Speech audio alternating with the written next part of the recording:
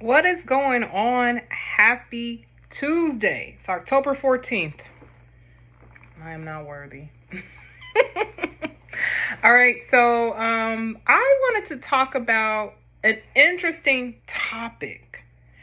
And while there may be many people who are enlightened, right? There may be others who aren't. And like I said, I don't gatekeep my experiences, right? I like to share what I go through. Okay. So I was having a conversation with my mother. Very intense conversation. Very intense. And normally, due to the nature of the relationship with my mother that I have, I would have tried to escape having this conversation, either in the form of frustration, ending the phone call, letting her have whatever she wanted to say, etc. Because quite frankly, there has been so much enmeshment, meaning blurring of the boundaries within my own family, that sometimes it's hard for us to hear each other because we're either listening to with our triggers or we are listening with our boundaries, whatever, however you want to word it. So today, my mother, we were talking, and my mother brought up a point. She said, it was something I said that made her feel bad, right? And this has something to do with like family dynamics or another family member that's dealing with something, etc., whatever, right? I don't want to go into details about this family member because the details of that person is not important, but the message is. So I want to stay with that. So when I was talking to my mother, my mom got offended because we were talking, right? And I was just explaining to her, I said, well, this person's dealing with this because of this trauma.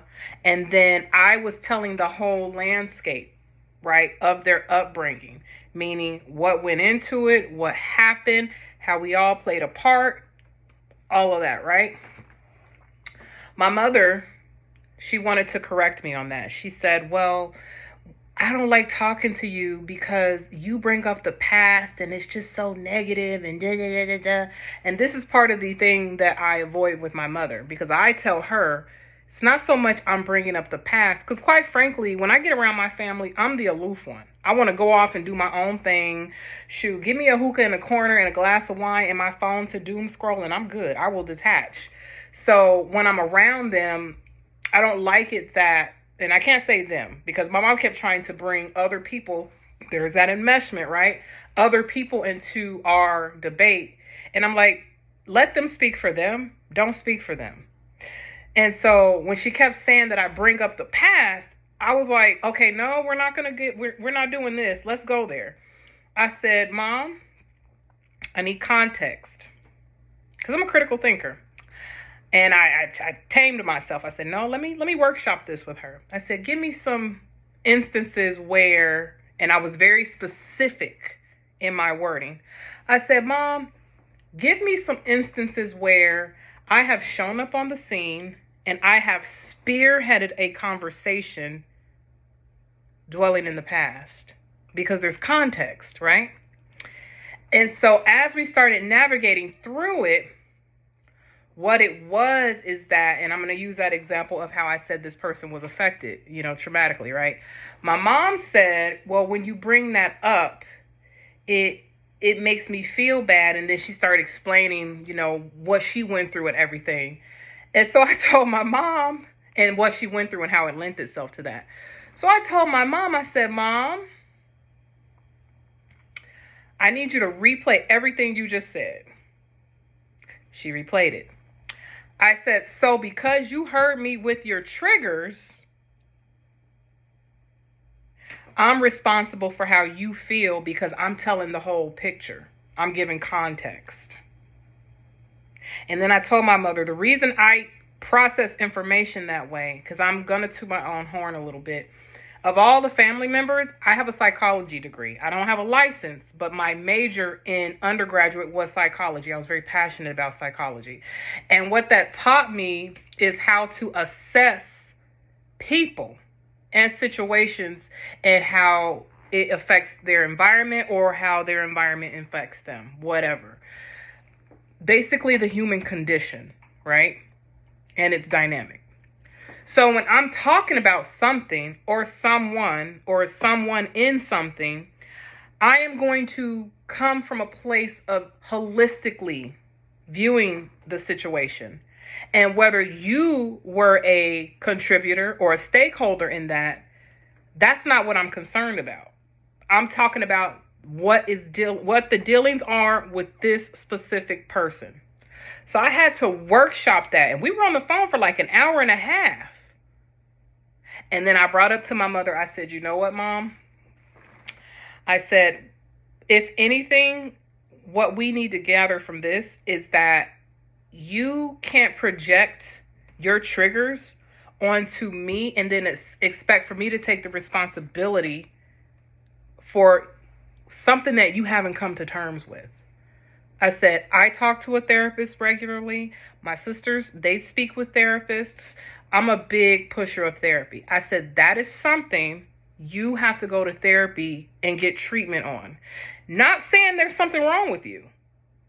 Because quite frankly, I feel like everybody should benefit from therapy, could benefit from therapy if they open up to it. You know, in African American culture, a lot of the times we shy away from therapy for our own biases, but a lot of us like to lean on the church and the Spirit of the Lord to guide us and work us through problems. But faith without works is dead. And God created that field so that people can understand the human condition. So you can try to rely solely on church, but no, you need to go to a professional to discuss what is going on with you. So going back full circle, we went through this. And then she kept trying to bring up, you know, how my sisters feel about certain things. And I'm like, again, you can't speak for them. So stop trying to bring them in. There we go. That enmeshment, right? Crossing of the boundaries. And then she said to me, and this is what hurt me. And I said, this is why I put my boundaries up with you all. Because you all don't get me. You don't get it. And the way you see and judge my life is based on how you feel you should do things or you would do things. You're not loving me and allowing me to be. So my mom, I got out of a relationship. I'm very open about it. And this was someone I got involved with after my husband's death, right? And that's why I said this person is my great love. So my mother said, even though we didn't work out, he's still considered a great love because it was such an intense connection. So my mother tells me, and I haven't spoken to my sisters about this, so I don't know. But honestly, I really don't care because I do me. But she says, we all don't like to hear about such and such. And I said, that's what breaks my heart, because if that is true, what that is telling me is that you all are listening from a place of self-serving.